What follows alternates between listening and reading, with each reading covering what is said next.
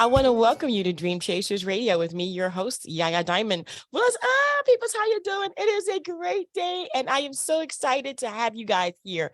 Man, let me tell you something. I have an amazing author on the show, and I'm not even going to do it because I know you guys are tired of hearing me say it, but without authors, we're what? Idiots. Yes. And today we have Dick Shriver on the show. He has his book, and let me tell you something. It is like glimpses of an uncharted life.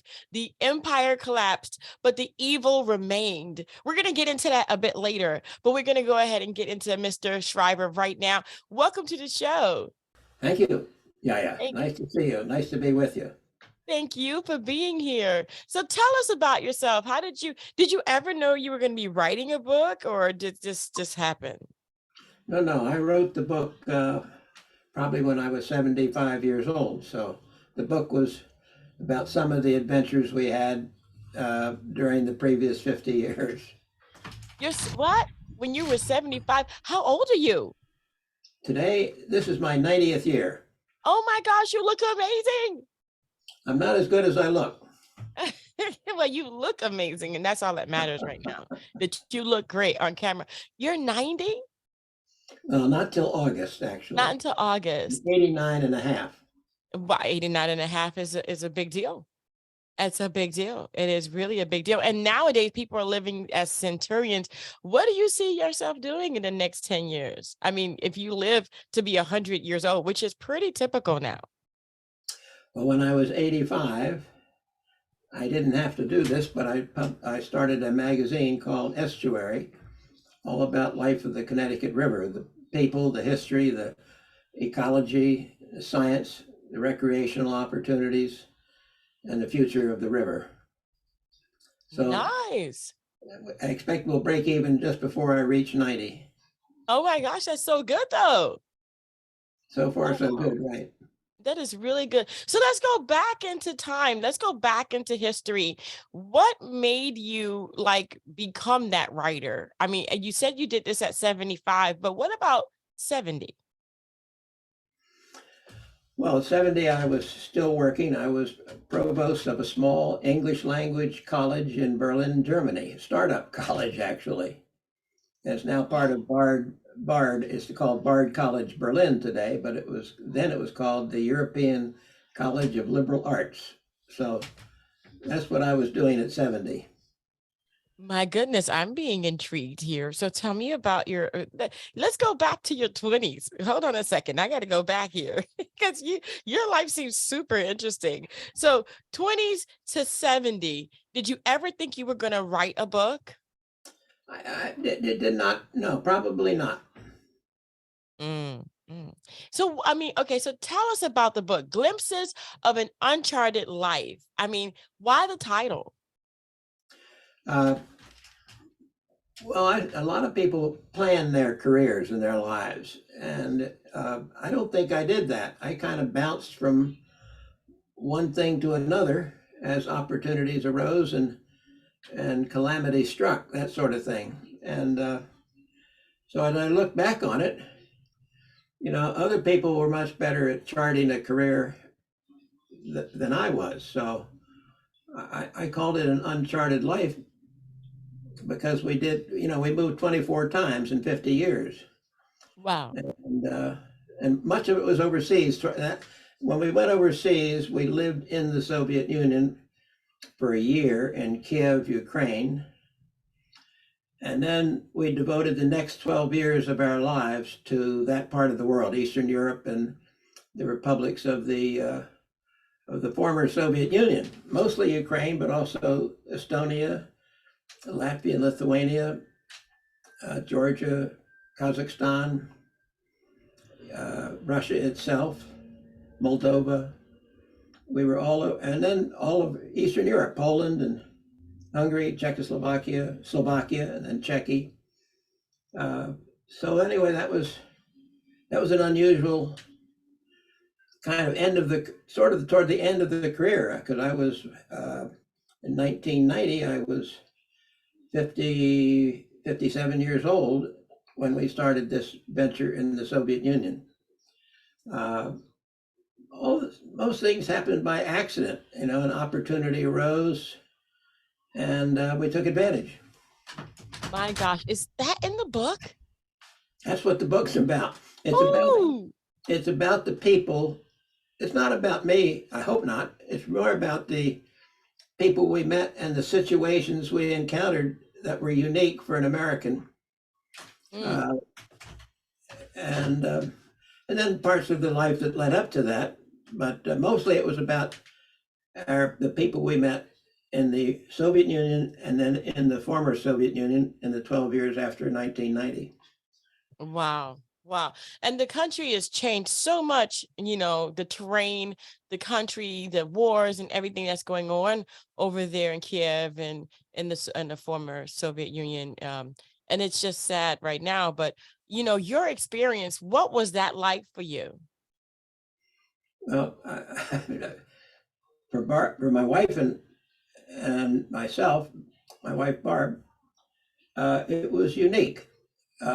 So prior to that, I had spent a year and a half in the earlier than that actually. I spent two tours in the U.S. government, one in the Defense Department and one in the Treasury Department, both at the Assistant Secretary level. So I spent a year and a half in the Defense Department in 1976 and 77. And every day I had a briefing on what the Soviet Union could do to our country. Every day. And uh, and then after that, 10 or 12 years later, the Soviet Union collapsed, and I was offered an opportunity to teach in the first Western style business school in the Soviet Union in Kiev, Ukraine. And I said, this was in September of 1989 that I was invited to go there. And I said, 3 weeks. I thought 3 weeks would be enough to see the Soviet Union or get a taste of it. And then, of course, in November, the Berlin Wall came down, and the phone rang, and the school in Kiev said, can you stay a little longer? As it turned out, we stayed during the whole school year of 1990, this first year of a startup business school, MBA granting business school, with 31 communists aged from 22 to 49, mostly men, but 7 or 8 women. Wow. That's crazy. I mean, I know that there's things that you can't say, but you said the evil remains. Well, I'm referring to Putin, of course. Yeah. Uh, uh, Ukrainians, uh, Ukrainians have been under the Russian thumb for 300 years. Yeah. Prior to communism, it was just the nature of the Russian government, the mentality to treat the Ukrainians as as peasants, as people who were beneath the Russians. The language was simple. It was different than Russian language. The people were mainly in agriculture.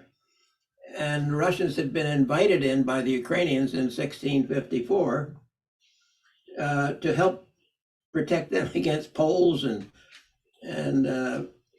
Turks and so on. Then that treaty ended, but the Russian troops never left Ukraine.